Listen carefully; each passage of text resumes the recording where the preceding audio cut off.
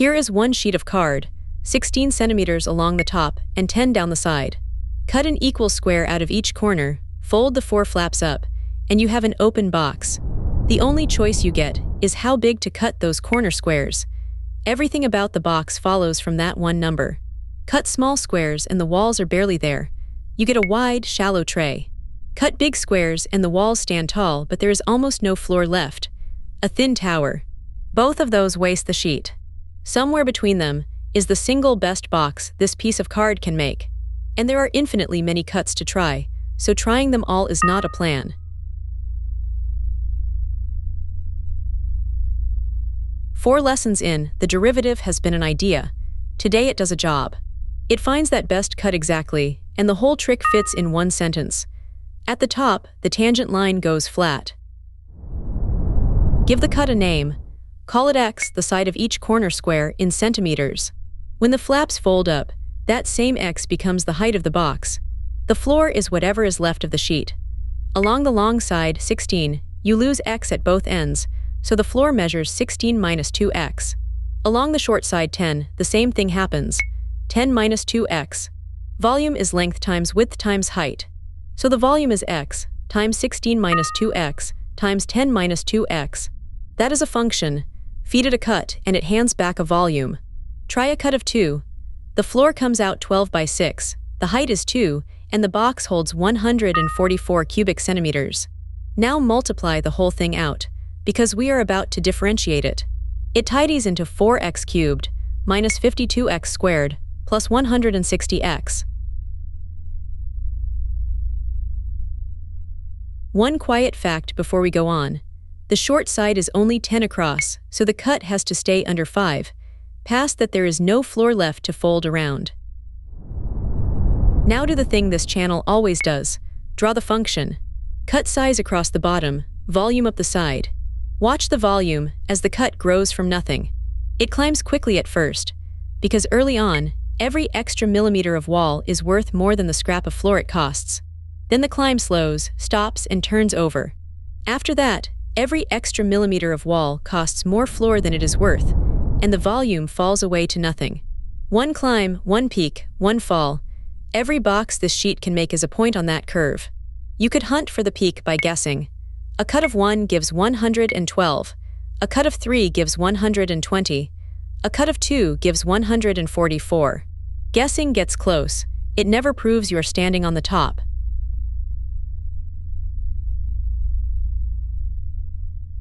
The real peak could be sitting at 2.01, and no table of guesses would ever tell you. We need the exact place where the climbing stops. So bring back the tangent line. Lesson 2 built it. It is the straight line that matches the curve's steepness at a single point.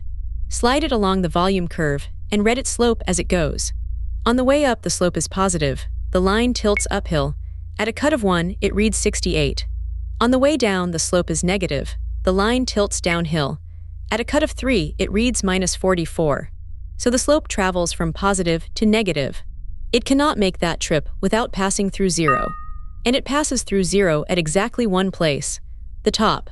Right at the peak, the tangent line lies perfectly flat.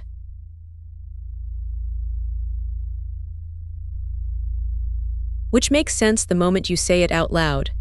At the very top, for one instant, the volume is not climbing and it is not falling. And the slope of the volume curve is the derivative of the volume. So the best cut is wherever the derivative equals 0. That is the whole method. Set the derivative to 0 and solve. Here is the tidy form again. 4x cubed minus 52x squared plus 160x. Differentiate it with the power rule from last lesson. Multiply by the power, then knock the power down by 1. 4x cubed becomes 12x squared. 52x squared becomes 104x. And 160x becomes just 160.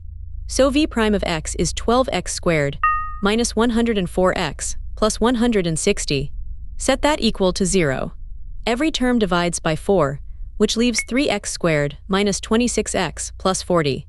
And that factors into 3x minus 20 times x minus 2. So the derivative is 0 in exactly 2 places. X equals 20 over 3 and x equals 2. 20 over 3 is about 6.7, and we already agreed the cut has to stay under 5. That one is not a box at all. Follow the curve out there and you can see what it is instead. It is flat, and it is the bottom of a valley. Which is the honest footnote on this whole method. A flat tangent tells you the curve has leveled off. It does not promise you a peak, because a valley is flat too. Here we can simply look and see which is which. That leaves one cut, x equals 2.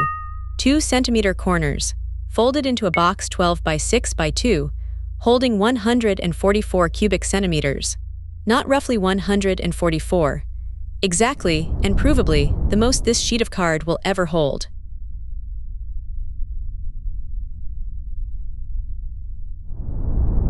Look at what you actually did there.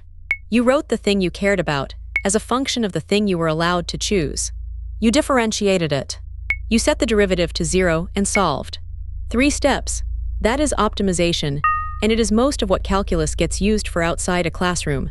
Notice that none of it was really about cardboard. Swap the volume for a profit, or a fuel bill, or the strength of a beam, and the picture does not change. A curve with a best point on it, and a flat tangent sitting right on top.